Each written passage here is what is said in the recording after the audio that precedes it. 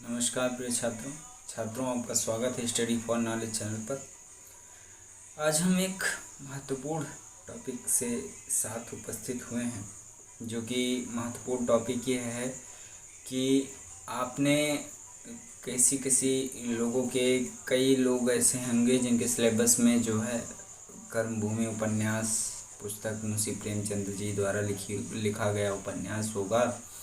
उसके बारे में जो है कर्मभूमि उपन्यास के बारे में आप लोगों को जो है पूर्ण जानकारी नहीं है, पूर्ण पता नहीं है कि किस प्रकार से कर्मभूमि उपन्यास है, क्या उसका सारांश है और क्या जो है वो कहानी कहती है। तो आज हम उसका सारांश समझेंगे और यह समझने का प्रयास करेंगे कि कर्मभूमि उपन्यास आखिरकार क्या है और कर्मभूमि उपन्यास में मुंशी प्रेमचंद्र जी ने क्या दर्शाने का प्रयास किया है, या कर्मभूमि उपन्यास वस्तुतः किस मुद्दे पर बनाई गई उपन्यास है या लिखी गई उपन्यास है।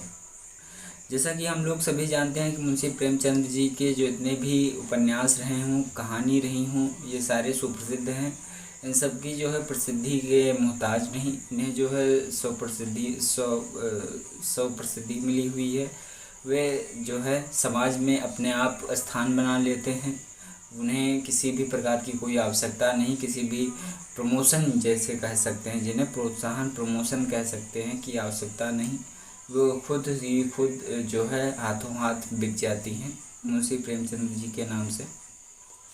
तो मुंशी प्रेमचंद्र जी की एक कहानी है कर्मभूमि, और कर्मभूमि उपन्यास जो है ये सबसे पहले इन्होंने इसकी रचना जो है कर्मभूमि उपन्यास की रचना मुंशी प्रेमचंद्र जी ने जो है 1932 में की थी। 1932 में सन 1932 में मुंशी प्रेमचंद्र जी ने कर्मभूमि उपन्यास को जो है लिखा था। और हम लोगों को पता ही है कि कुछ ऐसे जो है भगवान के जो है इच्छा हुई कि मुंशी प्रेमचंद्र जी जो हैं वो जो है कम ही समय में ईश्वर को प्रिय हो गए। तो हम ये समझेंगे कि आखिर कर्मभूमि उपन्यास में आखिर है क्या जो कर्मभूमि उपन्यास को बेहतर बनाता है, या कर्मभूमि उपन्यास को जो है एक सामाजिक पटल पर उपस्थित करता है, या एक ऐसे पटल पर उपस्थित करता है कि लोग जो है पढ़ने के लिए विवश हो जाते हैं। या कर्मभूमि उपन्यास में ऐसी मुख्य बात क्या है, या ऐसी विशेष चीज़ क्या है जो कर्मभूमि उपन्यास के पाठकों को जो है देखने को मिलेगी। तो कर्मभूमि उपन्यास सम्राट मुंशी प्रेमचंद्र जी की एक ऐसी रचना है जो कि संभवतः राष्ट्रवादी आंदोलन से प्रेरित होकर थी, जो कि राष्ट्रवादी आंदोलन से संभवतः प्रेरित थी। यानी उस समय 1932 के समय में जब राष्ट्रवादी आंदोलन हो रहे थे, तो उन्हीं से प्रेरित होकर जो है कहीं ना कहीं उन्होंने ये रचना की होगी मुंशी प्रेमचंद जी ने।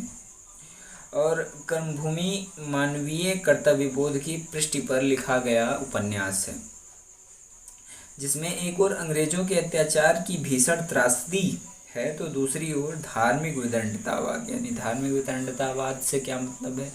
धार्मिक वितंडतावाद यानी धर्म के तरह तरह के जो हैं पहलू पक्ष, ठीक।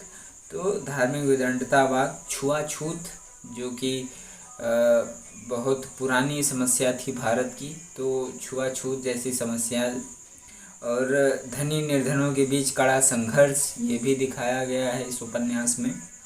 महत्वाकांक्षाओं में छिड़ा द्वंद्व, विभिन्न स्तरों से गुजरता हुआ पति पत्नी पुत्र और यहाँ तक कि माता पुत्री को भी प्रभावित करने लगता है। यानी हर संबंध को प्रभावित करने वाला उपन्यास है कर्मभूमि उपन्यास।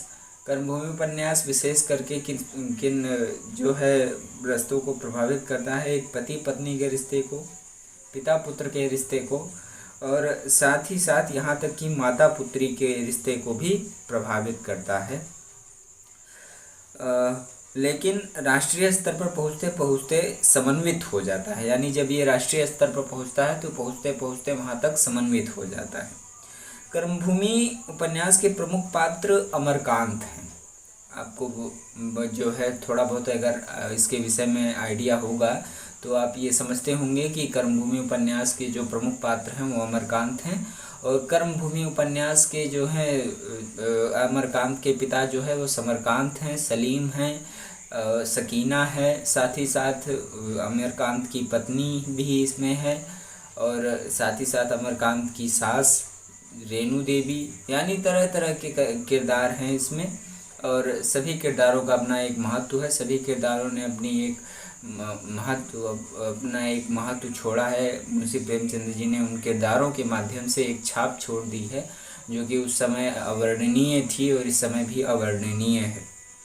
तो कर्मभूमि के प्रमुख पात्र अमरकांत से प्रारंभ होकर उपन्यास बड़ी तेज गति से अमरकांत के साथ ही आगे बढ़ता है, यानी अमरकांत को लेकर, अमरकांत को कहीं छोड़ता नहीं, अमरकांत को लेकर ही, अमरकांत पर प्रकाश डालते हुए ही कहानी आगे बढ़ती है, यानी अमरकांत के साथ साथ आगे बढ़ती है और अंततः अमरकांत पर भी अंतिम परिणाम को पहुंच जाती है, यानी अमरकांत पर भी जो है पूरी कहानी अमरकांत के ही इर्द गिर्द घूमती रहती है। और लास्ट में जा कर के जो है, जैसे आप कोई फिल्म देखते हैं तो उस फिल्म में एक हीरो होता है, तो कहानी जितनी होती है उतनी सारी उसी हीरो के ऊपर जो है आधारित रहती है। उसी हीरो को जो है उसमें सर्वोपरि दिखाया गया रहता है और कहानी उसी हीरो से शुरू होती है, उसी हीरो पे ख़त्म हो जाती है।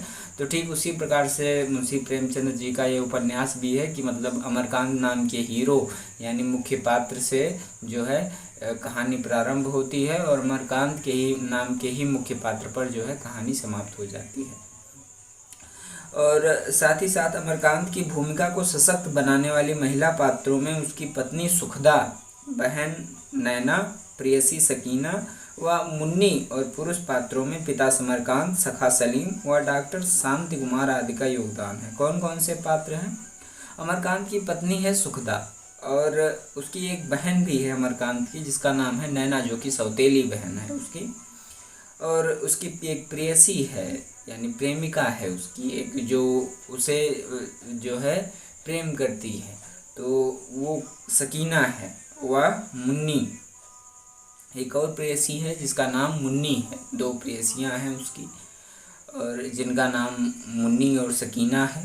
और साथ ही साथ पुरुष पात्रों में समरकांत हैं, समरकांत जो कि अमरकांत के पिता हैं, और सखा यानी मित्र जो हैं वो हैं सलीम, और डॉक्टर शांति कुमार, ये जो है सलीम और डॉक्टर शांति कुमार अमरकांत के मित्र के रूप में दिखाए गए हैं, दर्शाए गए हैं। तो ये यहाँ तक कहानी जो है इन लोगों के ही योगदान से कहानी विशेष रूप से उल्लेखनीय होती है। और अन्य सहायक पात्रों के द्वारा उठाई गई विभिन्न सामाजिक समस्याओं से संबद्ध होकर सभी महिला व पुरुष पात्रों की लघु भूमिका भी प्रमुख हो जाती है, यानी इनमें अन्य जो भी महिला पात्र हैं और पुरुष पात्र हैं जिन्होंने छोटे छोटे जो है कार्य किए हैं वो भी अत्यंत सराहनीय हैं और अवर्णनीय हैं, तो उनको भी जो है कहीं ना कहीं विस्मृत नहीं किया जा सकता, उनको भी एक साथ लिया जा सकता है, उनको भी एक बंधन में पिरोया जा सकता है। साथ ही साथ कर्मभूमि के पात्र अपनी पारिवारिक समस्या से घिरे होने के बावजूद किस प्रकार राष्ट्रीय समस्याओं से प्रभावित होते हैं, यानी उस समय अंग्रेजों का शासन होता है तो आप आशा कर सकते हैं कि राष्ट्रीय समस्याएं बहुत अधिक होंगी। तो उस समय जो है किस प्रकार के राष्ट्रीय समस्याओं से लोग जो है प्रभावित थे और उनका निराकरण भी करते थे, इसका मुंशी प्रेमचंद्र जी ने सरस व सुंदर चित्रण इस उपन्यास में किया है। सरस एवं सुंदर चित्रण उपन्यास में उन्होंने किया है और सामाजिक जीवन में राष्ट्रीय कर्तव्य का बोध कराते हुए यथार्थवाद से आदर्शवाद, यथार्थवाद से कौन से वाद? आदर्शवाद, इसके विषय में भी हम पढ़ाएंगे अगले क्लासेस में, आपको बताएंगे यथार्थवाद क्या होता है, आदर्शवाद क्या होता है। तो यथार्थवाद से आदर्शवाद की ओर उन्मुख प्रेमचंद्र का यह अत्यंत रोचक एवं रोमांचक जो है रचना है। कुल मिलाकर ये कहा जा सकता है कि इस जो है उपन्यास में मुंशी प्रेमचंद्र जी ने राष्ट्रीय स्तर पर जो समस्याएं हैं और अंग्रेज़ों के जो उस समय के जो है दिए गए भारतीयों को दंड थे उनको दर्शाने का प्रयास किया है मुंशी प्रेमचंद्र जी ने। साथ ही साथ राष्ट्रीय आंदोलन जो थे उनको दर्शाने का प्रयास किया है मुंशी प्रेमचंद्र जी ने। तत्कालिक समय में उन्होंने भारतीयों को प्रोत्साहित करने के लिए जो है भारतीयों को अंग्रेजी शासन के खिलाफ खड़ा होने के लिए प्रोत्साहित किया है, उनका मनोबल बढ़ाया है इस रचना के माध्यम से। तो अब मैं आशा करता हूँ कि आपको जो है इस कहानी का सारांश पता चल गया होगा, इस कहानी में की वस्तुता है क्या, इस उपन्यास में वस्तुता है क्या।